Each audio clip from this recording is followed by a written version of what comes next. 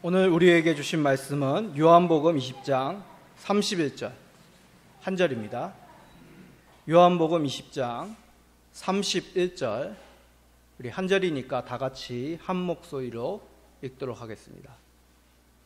요한복음 20장 31절입니다. 제가 보고 있는 성경 신약성경 184페이지, 신약성경 184페이지입니다. 자, 앞에도 말씀이 있으니까 우리 다 같이 한 목소리로 읽도록 하겠습니다. 시작.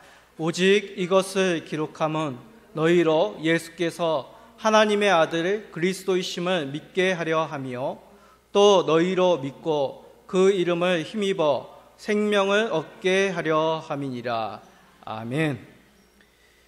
요한복음 20장 31절 말씀을 대표하여 참된 믿음이란 제목으로 함께 말씀을 나누고자 합니다. 한 주 동안 우리 성도님들 어떻게 지내셨습니까? 코로나 바이러스 19가 다시 퍼지지 않을까 가슴을 졸이며 한 주를 살았습니다. 다행히 수도권 중심에서 이제 50명 내외로 확진자들이 머물면서 더 이상 감염자의 수가 증가하지 않는 그런 상태에 있습니다. 그러나 언제든지 전국적으로 코로나19 바이러스가 더 퍼질 수가 있는 그런 위험한 상황 가운데 있죠. 더군다나 코로나19 바이러스의 특징은 감기와 같은 증상이 나타나지 않지만 그 바이러스가 몸에 있는 그런 상태가 있을 수 있습니다. 면역 기능이 억제하여 감염되었으나 증상이 나타나지 않는 것이죠. 그렇기 때문에 감염자가 인지하지 못하는 상황에 주변에 전염시킬 수 있는 그런 위험이 있기 때문에 우리가 여럿이 모이는 장소에서는 불편하지만 이렇게 마스크를 쓰고 있습니다. 저도 지난 임시 시차례 때 이제 마스크를 쓰고 그 예배당 안에 앉아 있는데 이게 설교를 할 때는 마스크를 벗고 해서 잘 몰랐는데 마스크를 쓰고 한 30분 동안 앉아 있는데도 참 답답하더군요. 그러면서 성도님들은 얼마나 답답할까 그런 생각이 들었습니다. 우리가 덥고 불편하고 코로나19 바이러스가 다 사라지지 않는 그런 위험한 상태 속에서도 왜 우리가 모여서 이렇게 예배를 드리겠습니까?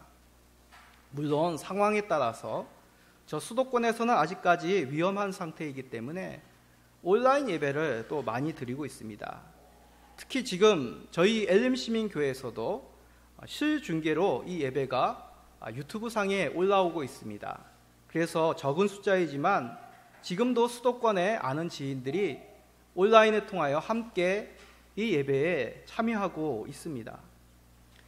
우리가 어렵더라도 있는 상황에서 최선을 다하여서 힘써 이렇게 예배를 드리는 이유가 무엇이냐는 것이죠. 바로 우리가 하나님의 백성이기 때문에 그렇습니다.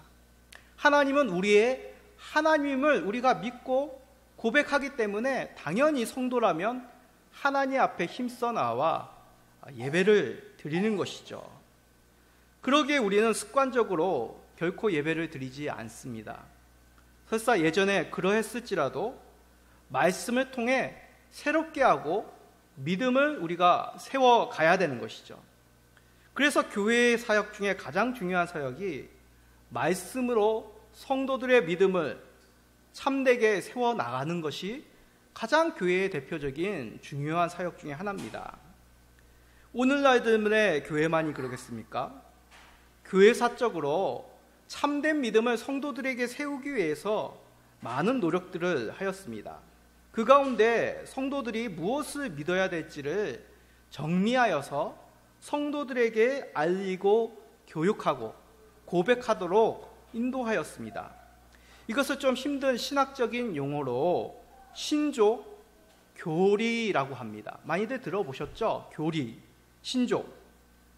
우리가 주일 오전마다 듣는 설교가 바로 하이델베르그 요리문답을 요약하여서 중요한 내용만 압축하여 설교를 하고 있는 것입니다. 그러므로 우리 엘림시민교회 성도와 그리고 함께 드리는 그 모든 예배자들이 바른 말씀 가운데 참된 신앙을 가지도록 말씀을 전파하는 것이죠. 우리가 지난 시간에는 어떠한 말씀을 들었습니까? 참 중보자라는 제목으로 말씀을 받았습니다. 우리의 죄에 대한 하나님의 그 진노로부터 화평케 하시는 참 중보자가 우리 예수 그리스도임을 우리가 지난 시간 말씀을 들었습니다.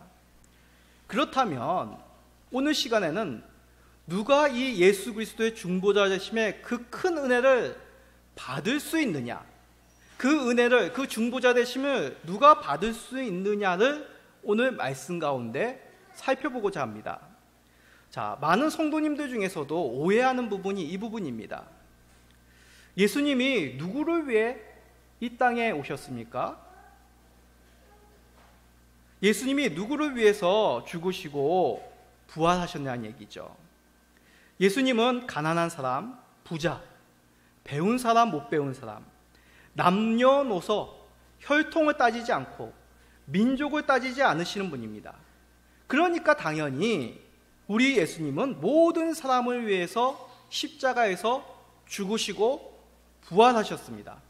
믿으십니까? 예, 맞습니다. 예수님은 모든 사람의 죄를 대속하기 위하여 이 땅 가운데 참 사람이시면서 참 하나님으로서 오셨습니다. 예수님의 중보자 되심은 모든 사람들에게 은혜를 끼치는 복된 소식이죠. 예수님의 구원의 능력이 무엇인가? 결코 부족하실 수가 없습니다. 히브리서는 예수님의 구원의 완전성에 대해서 이렇게 말씀합니다. 히브리서 10장 17절에서 18절입니다. 다 같이 읽어봅시다. 또 그들의 죄와 그들의 불법을 내가 다시 기억하지 아니하리라 하셨으니 이것들을 사하셨은즉 다시 죄를 위하여 제사 드릴 것이 없느니라. 아멘. 예수님의 죽으심을 구약의 제사와 비교하여 설명하고 있는 말씀입니다. 구약의 제사는 무엇인가 부족하여 다시 반복적으로 정기적으로 제사를 드려야 됐습니다. 그러나 우리 주님의 드리는 그 제사는 완전한 죄 사함의 효력이 있는 단 한 번의 제사이십니다. 그 제사는 바로 예수님이 십자가에서 죽으신 사건이죠. 그 구속의 사건 외에 죄를 위해서 다른 무엇인가를 할 필요가 없다는 것입니다. 우리의 죄사함은 오로지 예수 그리스도의 십자가의 죽으심으로 말미암아 가능케 되었습니다. 그러므로 예수님은 우리들의 과거의 죄, 그리고 지금 현재의 죄, 그리고 죄된 본성으로 앞으로도 우리가 죽을 때까지 계속 저지르는 그 실수와 잘못과 죄까지도 우리 예수 그리스도께서 죽으심으로 말미암아 우리는 사함을 받을 수 있는 그 은혜가 주어졌습니다. 그런데 이러한 예수 그리스도의 완전한 구원의 능력이 우리에게 미치기 위해서, 우리에게 임하기 위해서 우리가 해야 할 한 일이 있습니다. 이것을 하이델베르그 신조는 질문으로 묻습니다. 하이델베르그 신조는 129개의 질문, 좀 많죠? 129개의 질문과 답으로 우리들에게 무엇을 믿어야 되는지를 설명하고 있습니다. 그 내용은 그냥 사람들이 지어낸 것이 아니라 성경에 있는 내용들을 정리하여 129개의 질문과 답으로 요약했다는 것이죠. 그래서 하이델베르그 신조는 요리문답, 하이델베르그 요리문답이라고 합니다. 여기서 얘기하는 요리는 우리가 음식 해먹는 요리가 아닙니다. 요긴한 요자에 이치 이자입니다.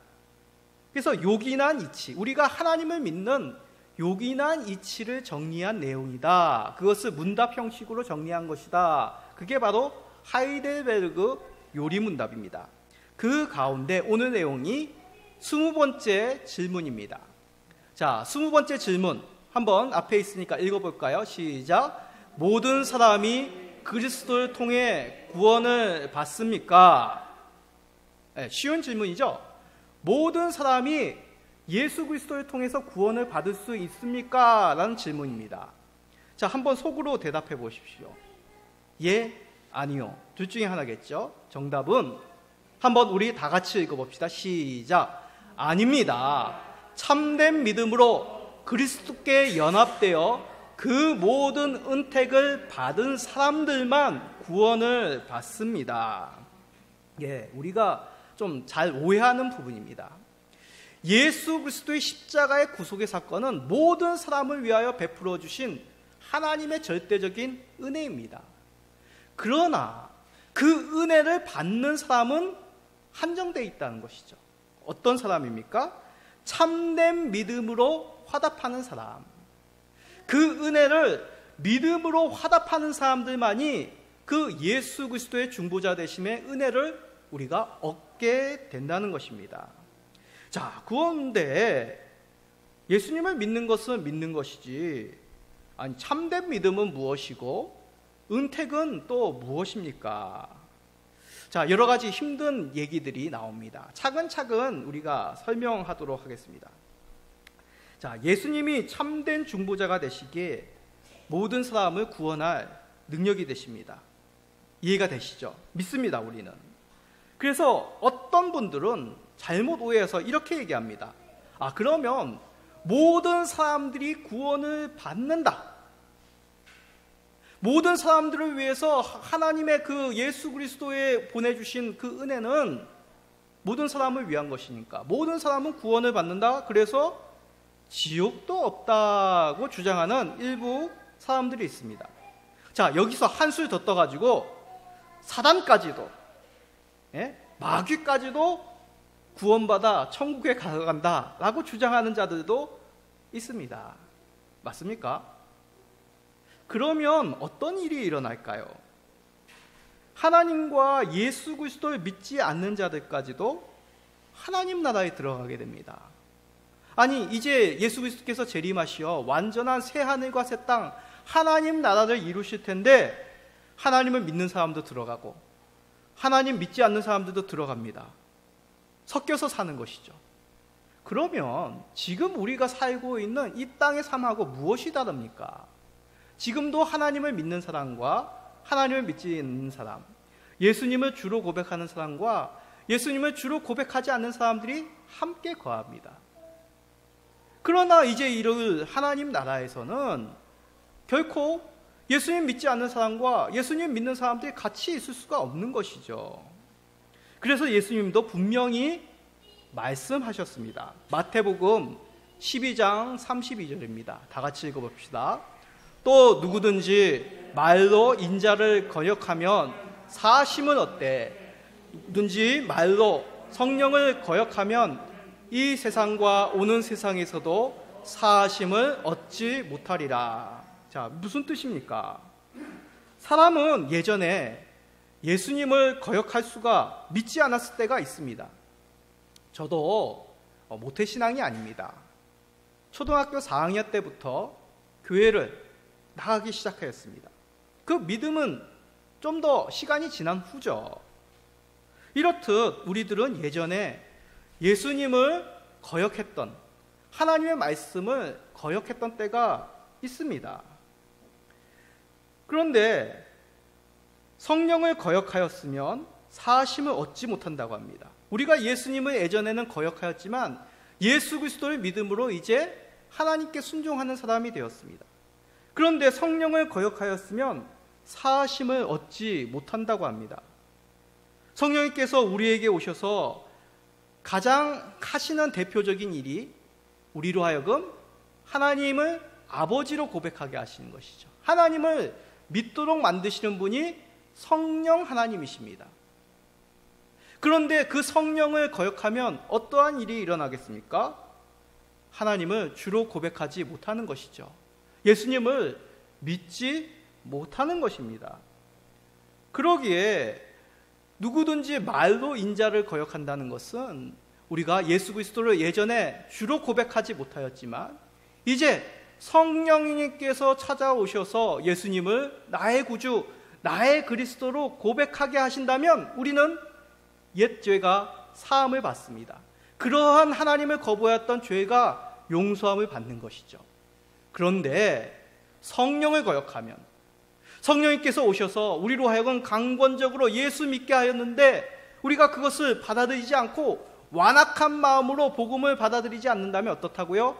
사하심을 얻지 못하는 것입니다. 다시 말해 하나님 나라에 들어가지 못하는 것이죠. 예수님도 분명히 성령님을 통해 예수님을 주로 고백하는 사람만이 하나님 나라에 들어갈 수 있음을 말씀하신 내용입니다.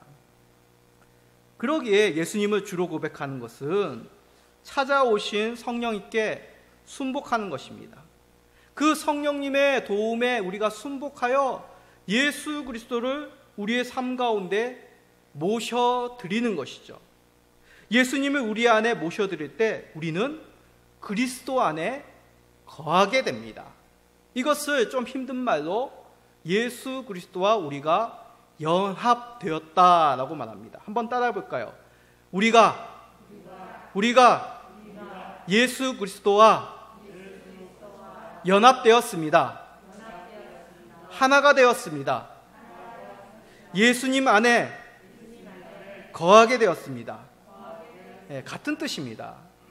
우리가 예수님을 그리스도로 고백한다는 것은 우리가 예수님 안에 거하는 것이고 또한 예수님이 우리 안에 거하는 예수님과 우리가 하나가 되는 연합되는 삶을 누리게 되었다는 것입니다.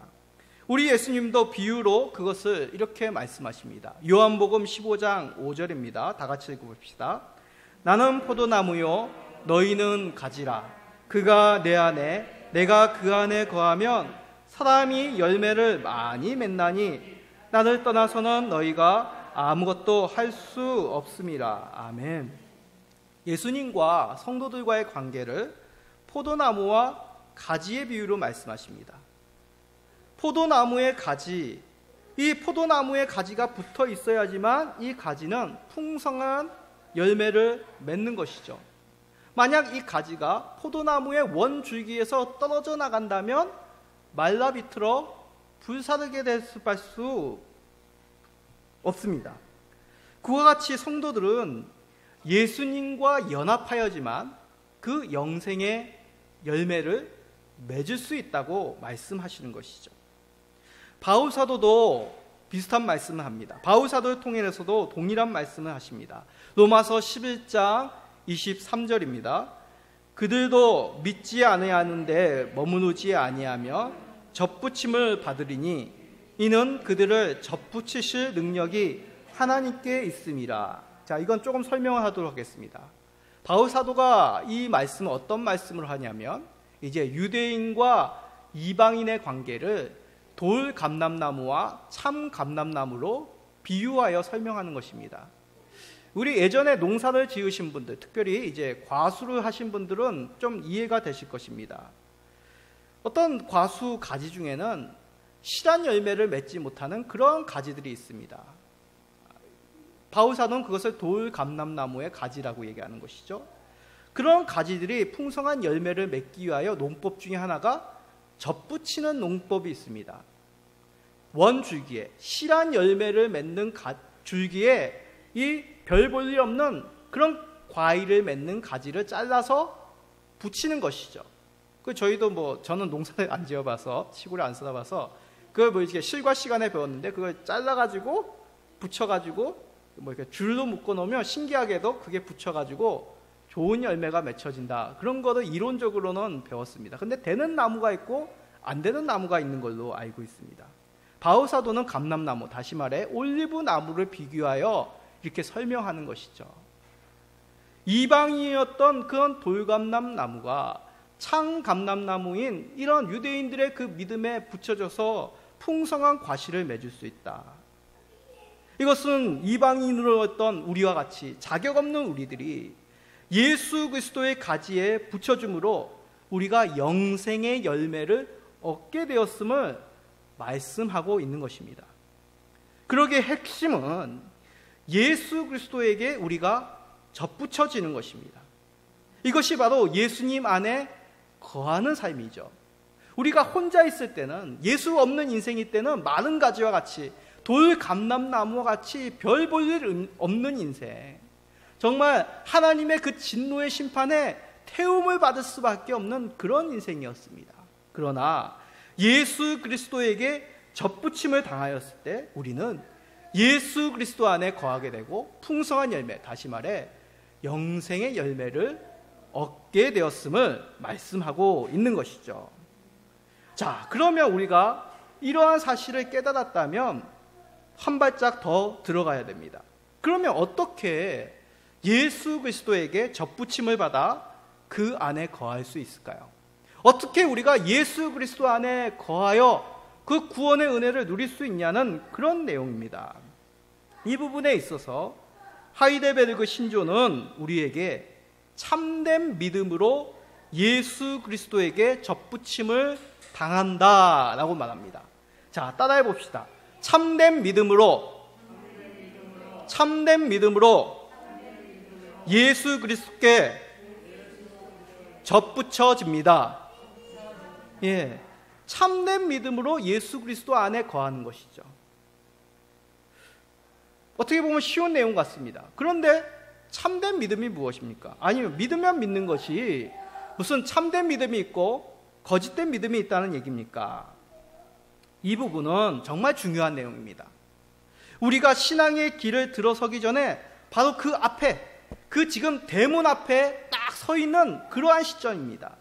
참된 믿음의 그 문을 열고 들어가야지만 우리가 구원의 백성의 그 풍성한 삶, 그 영생을 얻게 됨을 우리는 기억하며 주의 깊게 이 내용을 들으셔야 됩니다.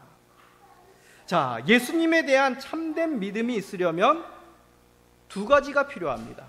몇 가지가 필요하다고요? 두 가지. 참된 믿음이 있으려면 두 가지가 필요합니다.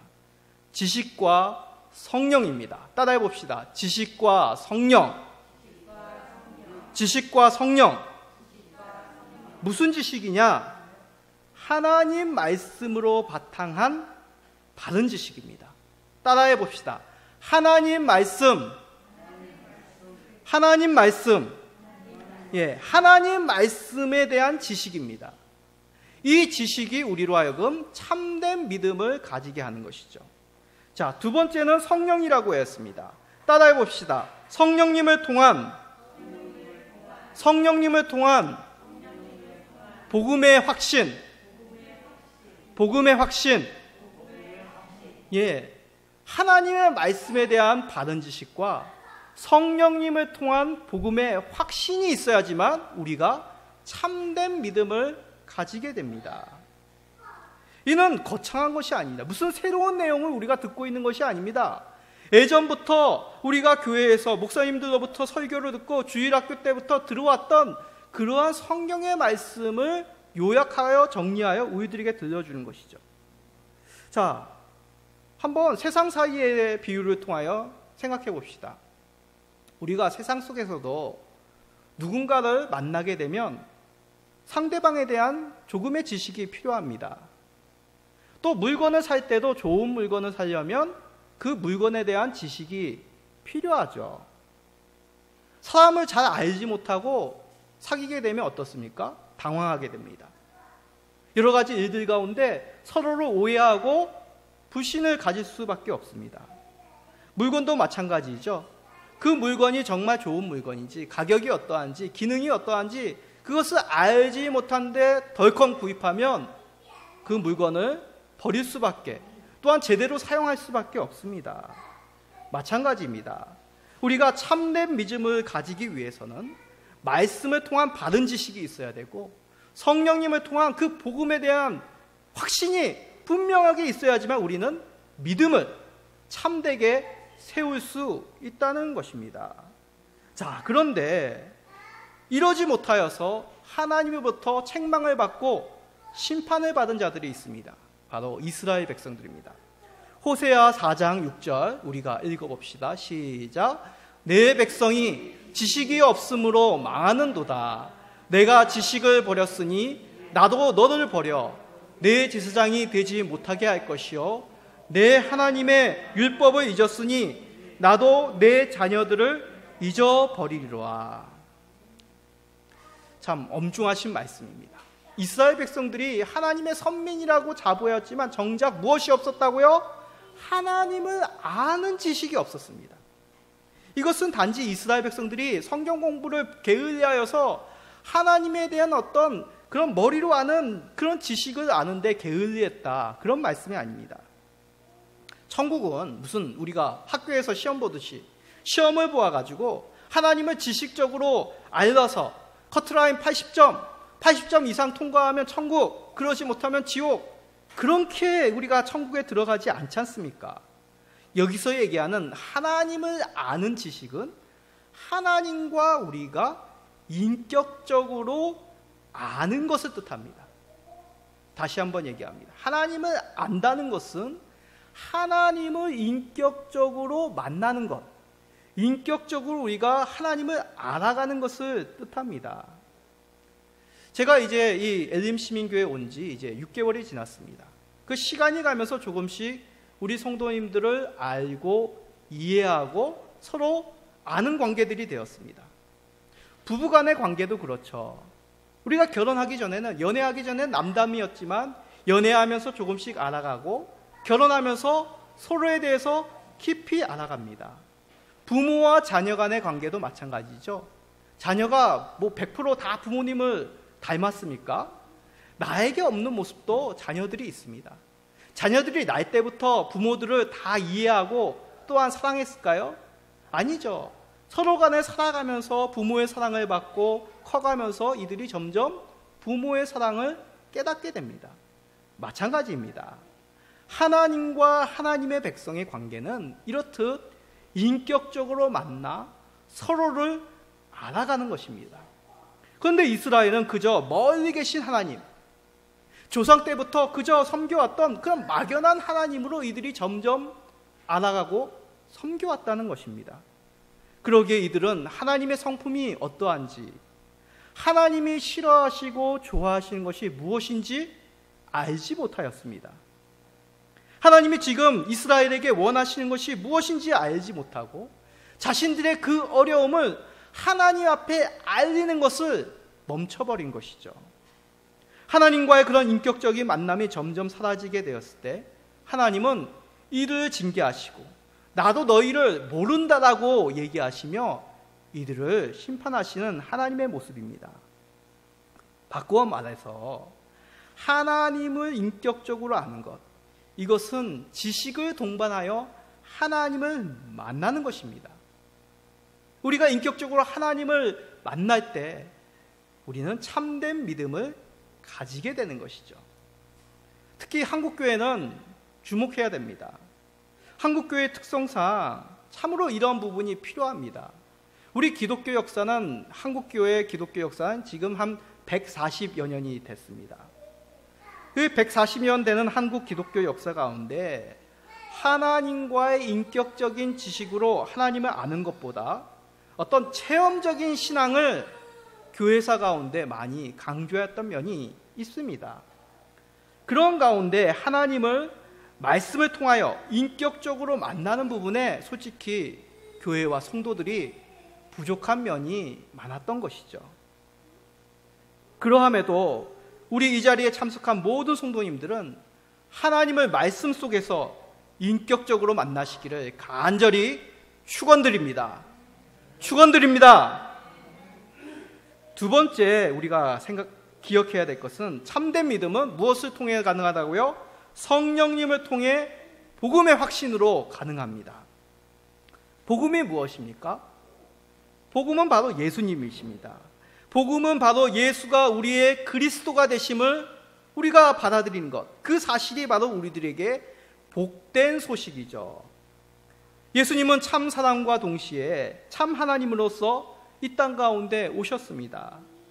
예수님이 구세주가 되시기 위하여 우리의 죄를 짊어지시고 십자가에서 죽으시고 부활하심으로 말미암아 이제 하나님 보좌 우편에 올라가셨습니다. 이제 약속하신 바대로 다시 오실 때 우리는 그 하나님 나라에 들어가는 그런 은혜를 믿음으로 얻게 되었다는, 믿음으로 구원을 얻게 되었다는 것이 바로 복된 소식이죠. 그러기에 이 복된 소식, 복음은 놀라운 소식이요 죄의 용서함을 받는 은혜의 소식입니다. 이것을 믿고 고백하는 것은 성령님을 통해 가능합니다. 머리로 이해해서 되는 것이 아닙니다. 성령께서 우리에게 찾아와 주셔서 우리의 귀를 열어주시고 우리의 마음을 열어주실 때 우리는 그 복음을 통해 예수 그리스도를 주로 고백하게 되는 것이죠. 하나님을 아버지라 시인하게 됩니다. 이에 대해서 갈라디아서 4장 6절은 우리들에게 이렇게 말씀하십니다. 읽어봅시다. 너희가 아들이므로 하나님이 그 아들의 영을 우리 마음 가운데 보내사 아빠 아버지라 부르게 하셨느니라. 아멘. 하나님을 아바 아버지, 아빠 하나님으로 부르게 된 것이 어떻게 가능하다고요? 그 아들의 영, 성령님이 우리 가운데 마음에 보내어 주심으로 우리가 하나님을 아바 아버지라 부를 수 있게 되었습니다. 그러기에 복음에 대한 확신은 어떤 우리가 신념, 내가 믿어야지 한다고 해서 믿는 것이 아닙니다. 계속적으로 그 내용을 반복적으로 막 교육을 시킨다고 쇠뇌하여서 믿는 것이 아닙니다. 성령님께서 우리 가운데 찾아와 주셔서 인격적으로 우리를 변화시키고 우리의 귀와 눈을 열어주셔 그 복음을 믿음으로 말미암아 우리는 참된 믿음을 가지게 된 것이죠.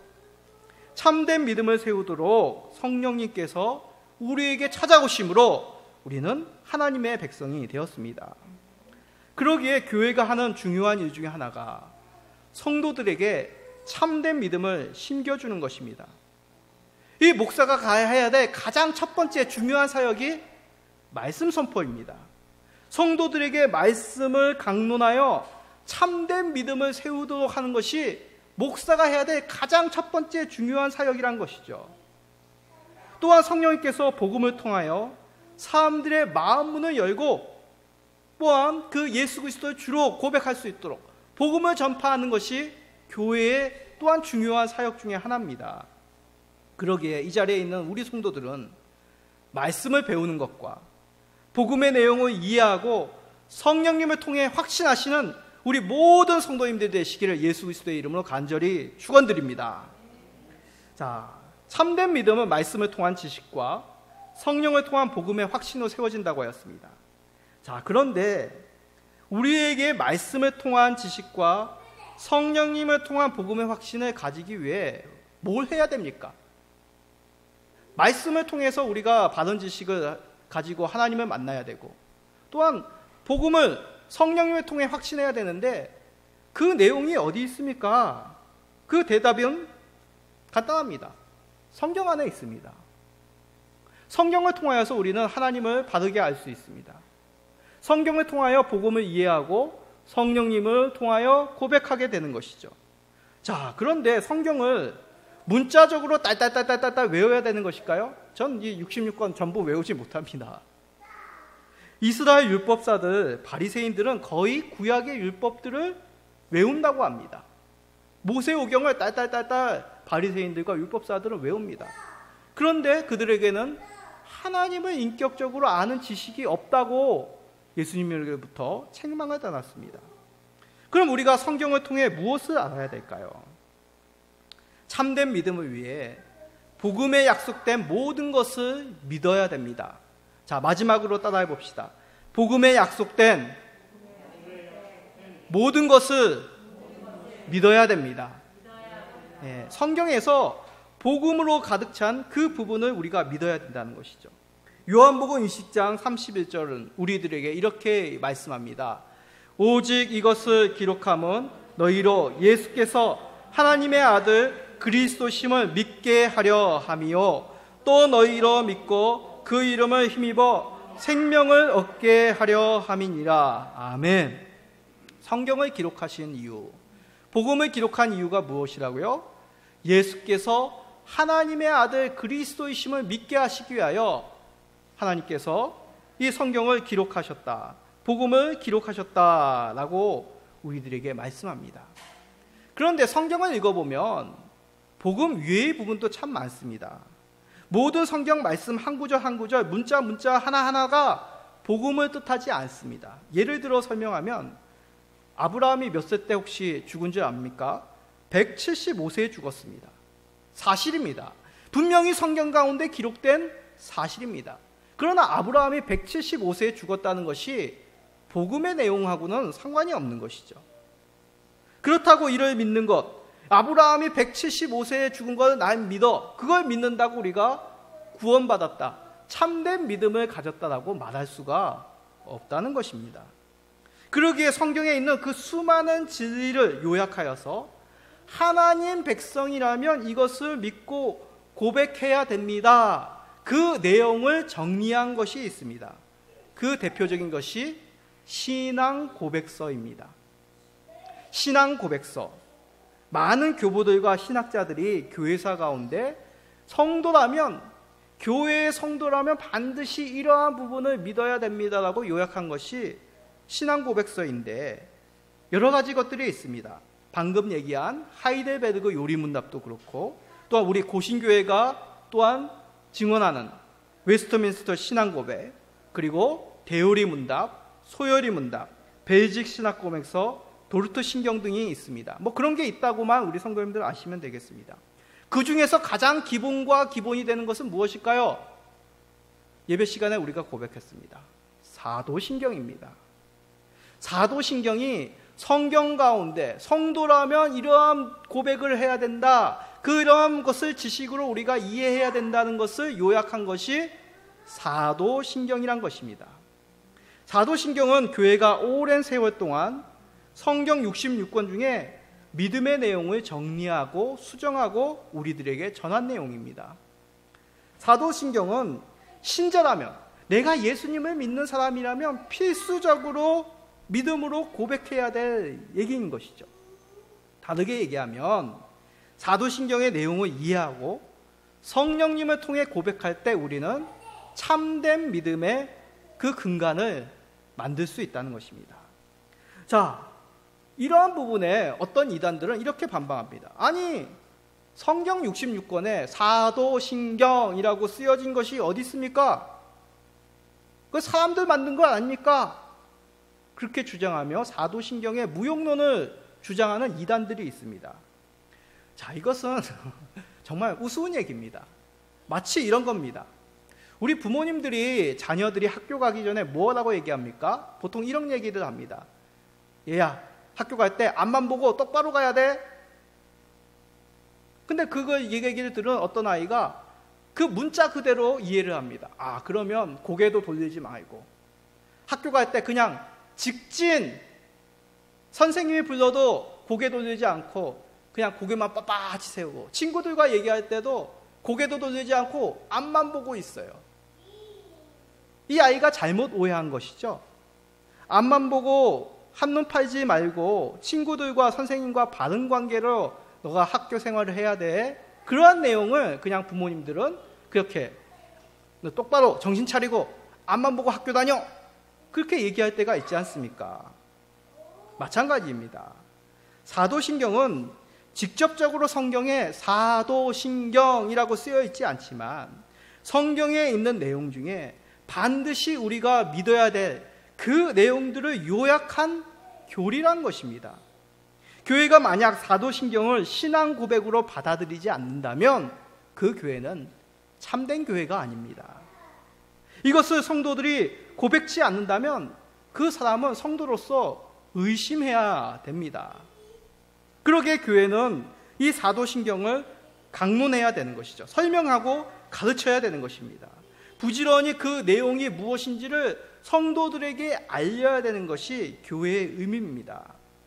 이것을 알지 못하고 그냥 앵무새처럼 암송만 해서는 정작 무엇을 믿어야 되는지를 알지 못하여 망하였던 그 이스라엘과 같이 되는 것이죠.